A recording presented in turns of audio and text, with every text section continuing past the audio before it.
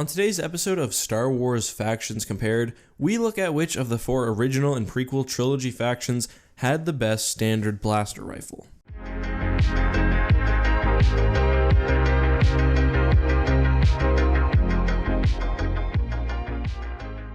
Hey guys, this is EckhartsLadder. Hello and welcome to another episode of Star Wars Factions Compared. First of all, happy Boxing Day, and I hope everyone had a wonderful Christmas. Did you do anything fun? Did you get anything interesting, especially Star Wars related? Let me know down in the comments below. My fiance gave me a really cool Star Wars mug that I had been eyeing, and my best friend gave me a couple pieces of art from Return of the Jedi, including a Ralph McQuarrie concept of Jabba's palace and a beautiful scene of the Max Rebo band, who you guys know I love. Anyway, because I want you guys to spend as much time with your family or playing your new video games or whatever, today's episode will be fairly quick.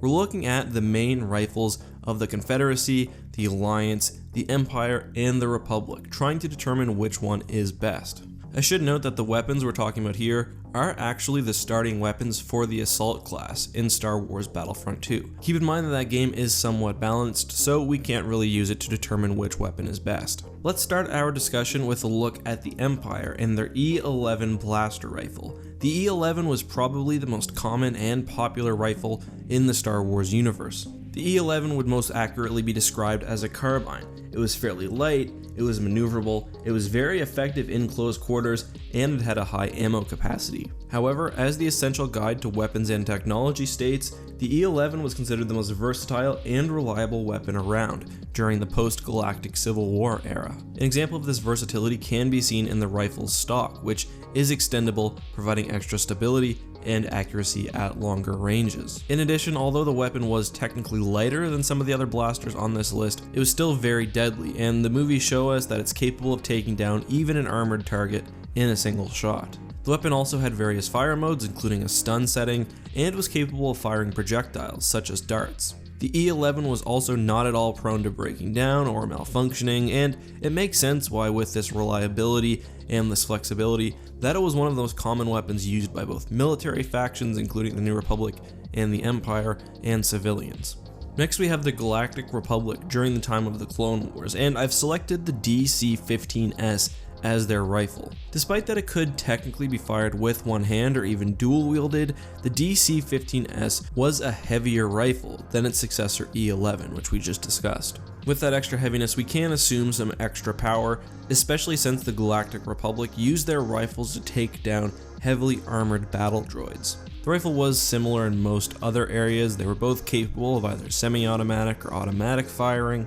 They both had similar ranges. However, I will argue that the DC-15 is a less versatile and reliable weapon than the E11. First, although the DC-15 does have a stun mode, it does not have other variable power settings. Also, although it can be fitted with a grappling hook, it has not shown the ability to otherwise fire projectiles. The weapon was specifically upgraded with various improvements to the E11 by the Blastech Corporation for the use by the Empire Stormtrooper Corps. That suggests that there must be numerous other unseen advantages to the Empire's rifle. I know this is a nitpick, but I also don't like that the stock DC-15 comes without a scope. Obviously, clone troopers using the weapons would be able to link with it through their helmet, but I like that the scope provides an extra level of redundancy and that troopers without helmets or anyone else who picks up the gun could still use it. Ultimately, the lack of a standard scope does somewhat limit its effectiveness among those who don't have access to a HUD. Next we have the Confederacy of Independent Systems and their E5 Blaster Rifle. To be honest, there's not a whole lot known about the E5 other than that, like the Droid Army, it was fairly cheap but still powerful. Although the weapon was light and somewhat powerful, it was quite inaccurate. So again, like the Droid Army, it was an ineffective weapon meant to instead kill through sheer numbers rather than efficiency. Because the E5 was used by droids rather than organics, it was somewhat cheaply made. This can be directly contrasted with both the DC-15 and the E11. The E5 was flimsy, would at times overheat, and presumably was prone to malfunctions. The E5 seems like a rather inconsequential weapon, and both the Essential Guides to Weapons and the Star Wars Encyclopedia generally ignore it. Finally, we have the Rebel Alliance's A280, and where the previous 3 weapons can be most well described as carbines, the A280 is more of a marksman's rifle. The Star Wars Encyclopedia in fact calls it highly accurate with a long range. However, the Essential Guide to Weapons and Tech again says that the blaster can't match the versatility or reliability of the Imperial E11. I think in the Star Wars universe, a full-barreled rifle does have its disadvantages. Proper rifles rather than carbines are less effective at close ranges. They're heavier, less flexible, and just generally harder to aim when fighting in tight spaces. The A280, for example, was 3 times heavier than the Imperial E11. There's also the fact that while carbines can adapt for longer ranges, for example, the E11 has that stock which can be used for extra stability, there's no way to adapt an A280 to fight at close quarters. If I were a marksman, I would obviously prefer the long-barreled A280. However, if I were looking for a general, all-purpose weapon, I think it does have some serious disadvantages. With a brief description of the 4 weapons at play here, let's go ahead and rank them from best to worst. Coming in at number 1 is the E11. It's very effective at close quarters and at medium to long range, makes use of both an extendable stock and a high-tech state-of-the-art scope, which I neglected to mention earlier.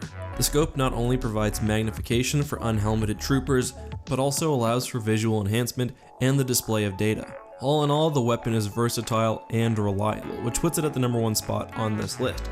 Coming in at number 2 is the Galactic Republic's DC-15. Both weapons are fairly similar, however I think it's clear that the E11 is an upgrade over the older Republic model. Still, the DC-15 does maintain most of the things that makes the E11 great and can be used effectively at both short and medium ranges. Third, we have the Rebel Alliance and their A280. The A280 is a good weapon, however it is designed primarily for medium to long range use. That does somewhat leave the user in a difficult position when fighting at close range. As I mentioned, if I were a sniper choosing a weapon, I would undoubtedly take the A280. However, as a general purpose weapon, I think it lacks in some key areas. Finally, we have the Confederacy of Independent Systems and the E5. Again, although the weapon was fairly powerful and it was light, it was cheaply made, it was inaccurate, and it was prone to overheating. While that may be fine for droid use, if any organic was going to use it, they would likely encounter serious problems sooner rather than later. From best to worst, those are my 4 weapon choices. Do you agree?